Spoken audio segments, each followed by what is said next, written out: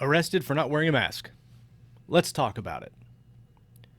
Okay, so before we get into the video, which I'm sure everybody's seen already, I want to kind of lay the groundwork for this video and why I decided to do it. There's a lot of people out there on Facebook that were posting and sharing this video, posting about how they couldn't believe that somebody was getting arrested for a mask, and look at the arrest technique that this guy was using, this officer, and that he was manhandling, and he was tasering this woman for not wearing a mask.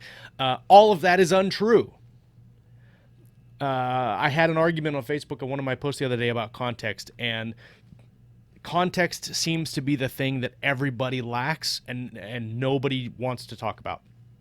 So today we're going to break this video down, talk about some of the legal aspects of the arrest, and to talk about the specific ordinances and state orders and school mandates surrounding this whole thing.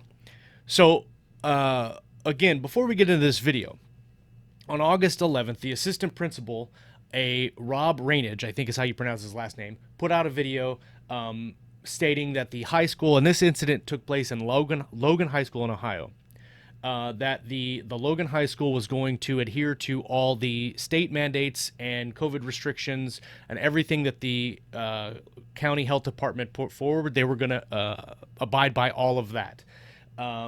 There was a Department of Health for the state of Ohio director's order that came out on the 28th of August, that in one of the sections where they're talking about spectator sports in schools, it says spectators must wear face coverings at all times except for one of the reasons stated in the director's order for facial coverings through the state of Ohio, signed the 23rd, or as it may thereafter be amended.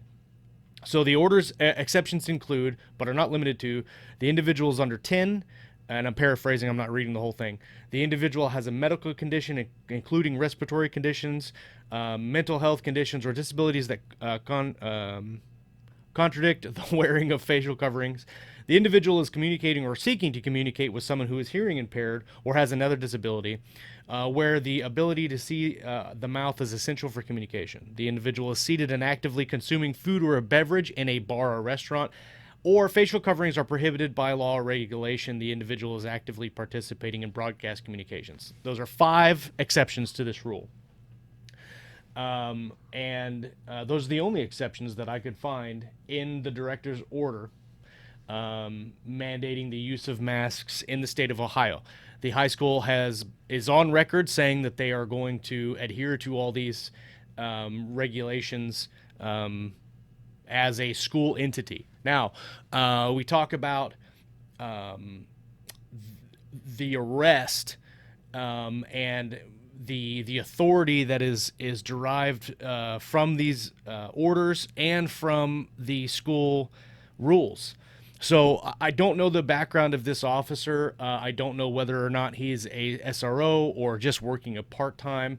But in this instance, it appears that he is working for the school. And in this instance, he is enforcing school mandates and orders and regulations. So it's just like if you go into a gas station where you say, you have to wear shirt and shoes to shop in this establishment. If you do not abide by those rules, the employees can ask you to leave. And if you refuse to leave, they can call the cops. When the cops get there, they will tell you to leave again. If you refuse, you are then trespassing, and the officer can arrest you for trespass, which is essentially exactly what happens in this case as far as I can tell. So the video does start really right before the arrest, which all these videos do. You never get the lead up, you never get the context before the arrest or the information in the conversation that he's having.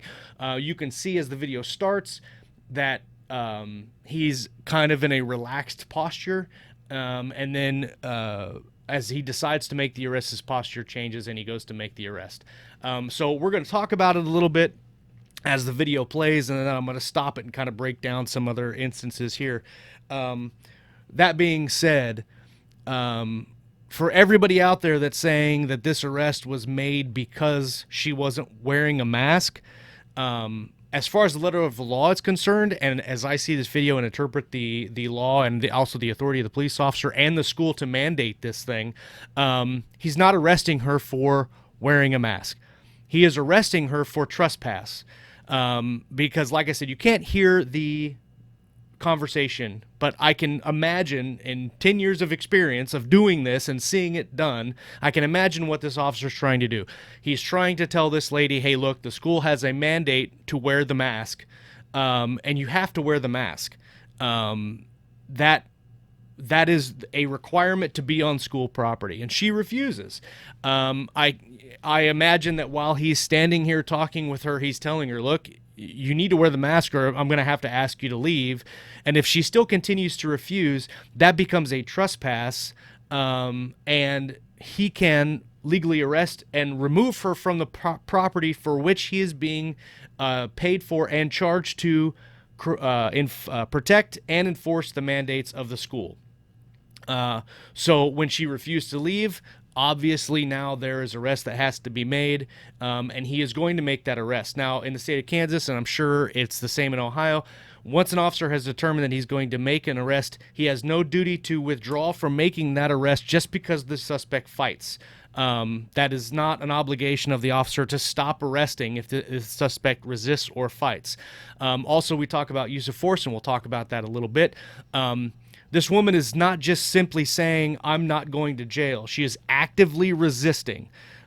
She is actively trying to push away. She's actively pushing against him to try to prevent him from effecting that arrest. And also the people around are involved as well. In the one lady in the black shirt that you will see doesn't necessarily interfere, but she is creating friction that doesn't need to be there. She needs to get away and let the officer do her job.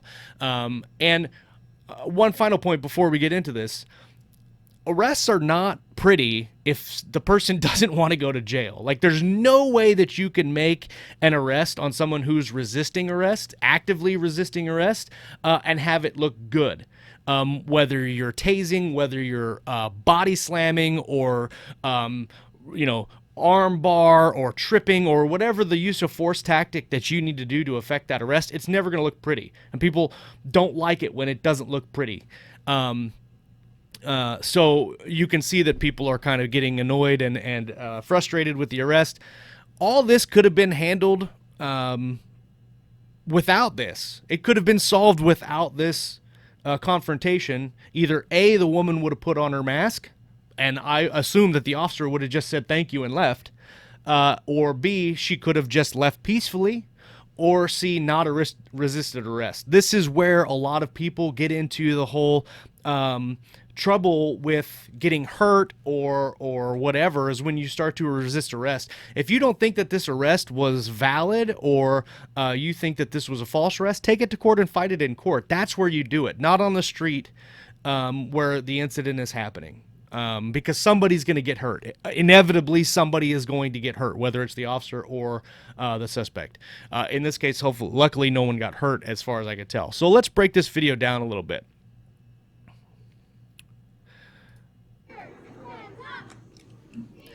So right here, you could see by his demeanor, he said, all right, we're going to have to make the arrest, and he goes to make the arrest, and she's actively resisting him here. Then you can see this lady in the black shirt try to get in between them and stop them, the officer, from making the arrest.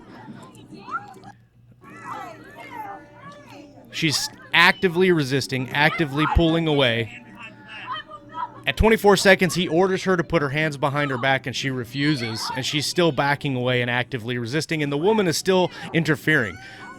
Here, this gentleman in the purple shirt here, you can see that this is probably a school official with his ID badge there. Whether he's a coach or a principal or a teacher, I don't know.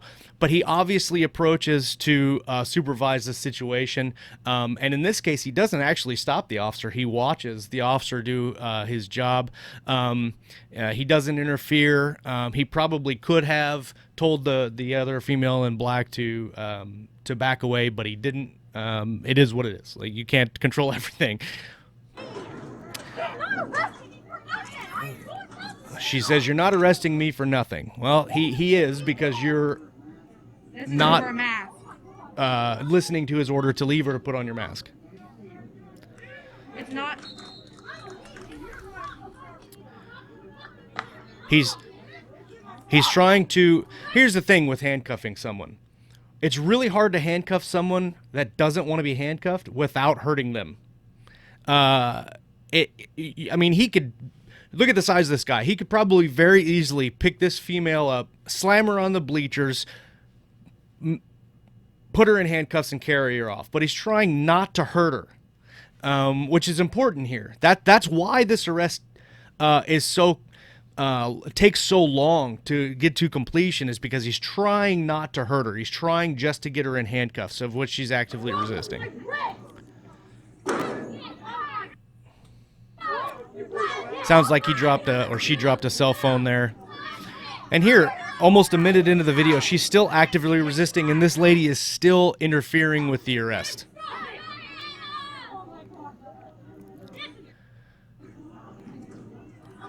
Right here, you can see him get on the radio. What he says is he needs a code 10, and from what I understand, the code 10 is officer needs assistance. I don't know. And then you also hear the people that are videotaping them say, is he actually a police officer? And then somebody actually says, it says police on his uniform, it says police on his patch, and one of the women says that could mean anything. I mean, come on. I don't think he can arrest her for not wearing a mask. That's probably true. We probably cannot arrest her for simply not wearing a mask, but that is not what's happening here. He's arresting her for trespass. This is not a warning. Call the cops, Ruben. Call the cops. This lady says call the cops. I don't know if he's a Because real they're not all there. I don't know if he's a real officer.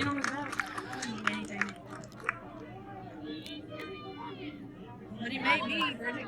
Okay, so here comes really close here. Here comes the tasering incident, and he drive stuns her for compliance. Pain compliance is a tactic that is taught in use of force and arresting procedures. And actually, the taser is probably the most I say kind way to do it, because here, you know, he could be using pressure points, he could be using strikes.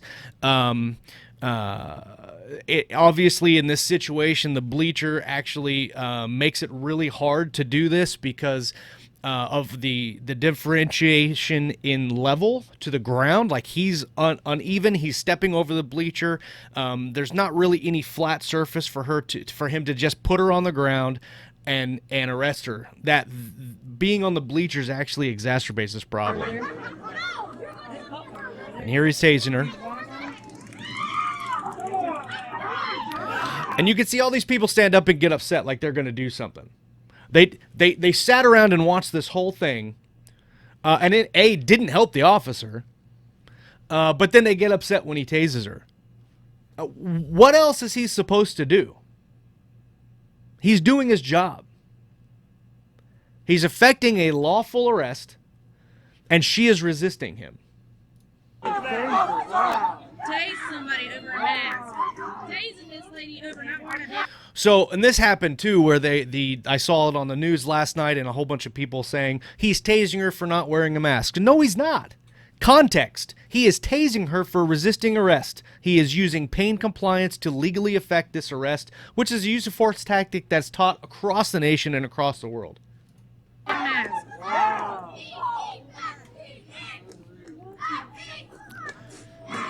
And now he finally is able to get the handcuffs on. And even after he gets the handcuffs on, she continues to pull away.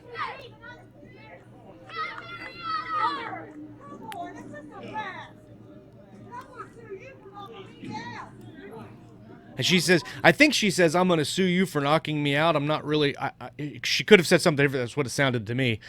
I don't know what her grounds are for that. And she's still actively resisting here. She's grabbing onto the pole. She's using her body weight against him. Finally, he gets her down to the ground and is able to walk her out. And And here they mention the mask. Well, he had his mask on originally during the fight. It got pushed down under his chin, and now the Facebook bleacher lawyers are blaming him for not wearing a mask. Come on. He's still trying to get her out without hurting her. He could probably just pick her up and carry her, but he's doing his job and trying not to hurt her while effecting the arrest. Another rent-a-cop right there. And here comes another rent-a-cop, is what she said. And the other person is making mention that she doesn't have her mask on too. Let's put that into context as well. He called code 10. And let's see, he called code 10 at 1:20. We are at almost 3 minutes. So 1:40 have gone by, and he's been by himself. Let me tell you, when you're fighting with a suspect, 30 seconds is a really long time. A minute is an eternity. 2 minutes, just ridiculous. And on the other end, when you're trying to get to that officer that needs help, you're not thinking about anything else about anything. You're not thinking about anything else except getting to that officer. So while and she does here put on a mask here eventually. While she probably does have a mask and didn't have it on at this time, my bet would be that she was 100% focused on getting to where he was. Maybe she had a hard time finding him. That's what took her so long. We don't know. But context. You can't just arbitrarily say, well, she's not wearing a mask, so they shouldn't be arresting her. No, she probably was somewhere where she didn't need to wear the mask and then had to put it on. Then they get her out here. Of course, they continue to talk about how she's not wearing a mask. The lady in handcuffs actually mentions to this other officer that she's not wearing a mask. She's here now helping. This is where the lady right here says she's not wearing a mask. And then, look, she points like, I had to come from way over there. And here the other officer puts on the mask. So the context here is that if the state mandates or the school mandates that you have to wear a mask, you have to wear a mask. Like, just put it on. I am 100% against mandatory mask laws, mandates, all that stuff. I don't want to wear a mask where I go. If I don't have to, I'm not going to wear one. If I go into business not wearing a mask and they tell me, hey, you need to put on a mask, guess what? I'm going to put on the mask. But I'm not for them at all. Me personally, and I'm definitely not for the state or the government mandating mask wear. They could probably recommend it. That I'd be okay with, the recognition. Highly recommend you wear a mask. But to blanket order it, I think is an overreach. But here, in this instance, the school is complying with the state orders. And as a school, they can mandate what can happen on their property. For instance, you can't bring a gun on a school property. You can't have knives or weapons or anything like that. You can't go on a school property naked. There's so many things that the school as an entity can do and say, this is what you have to do to come on our property. Same thing at any business, any place of employment, anywhere that you go, they can have regulations for what you have to do. As long as they fall under state law, which this is following the state mandate, the director's order from the Ohio Department of Health. So that is covered there. So anyway, I wanted to make this video because this woman did not get tased or arrested simply not for wearing a mask. The original contact resulted from her not wearing a mask. The officer went there. In my mind, 100%, there's probably nothing you could tell me that will change my mind about this. He went there to simply say, can you please put on your mask? When she refuses, and that is the order of the day that she has to wear a mask, that is mandated there, he doesn't have any other choice. Leave or put on a mask. You're going to get arrested if you don't put on a mask. He's lining out these consequences and saying, do these things and you won't get arrested. And she refuses, and she gets arrested. Now, when it goes to court, who knows what's going to happen. But everybody out there that's saying that I can't believe that this officer tased this woman for not wearing a mask, and look at him manhandling her. I get that people, when they say manhandling, isn't necessarily making as a negative connotation. but he's using force, physical force, to effect the lawful arrest. And that's just plain and simple. Exactly what happened here. And if she would have just put on a mask or just left, the arrest wouldn't have happened. And a lot of what's going on in the media today is just blaming the officers for their actions without looking at what are the actions of the people that they're arresting or that they're contacting. There's no thought given or no consideration given to the person, their actions. In most cases, you will see citizens and suspects antagonize and continue to antagonize and continue to escalate this situation. And a lot of people say, they need more de-escalation training. We get a lot. Okay, we get a lot of de-escalation training, a lot of verbal, what's called verbal judo, or used to be called verbal judo, hours and hours of it every year. But the thing that really kind of makes it pointless is that nobody, the people don't listen. They don't want to follow your authority. They don't want to follow your commands, and they just don't listen. All of this could have been skipped. All of this could have been avoided if she would have just put on her mask or left. And again, there could be things that come out that change the context of the contact, but viewing the video at face value and then looking up the pertinent law and orders, and even the school mandates, it's pretty clear to me what's going on here. And hopefully this video has enlightened you on this particular incident. So thanks for watching. I appreciate it. I hope you guys have a great day, and we'll talk to you later. Bye.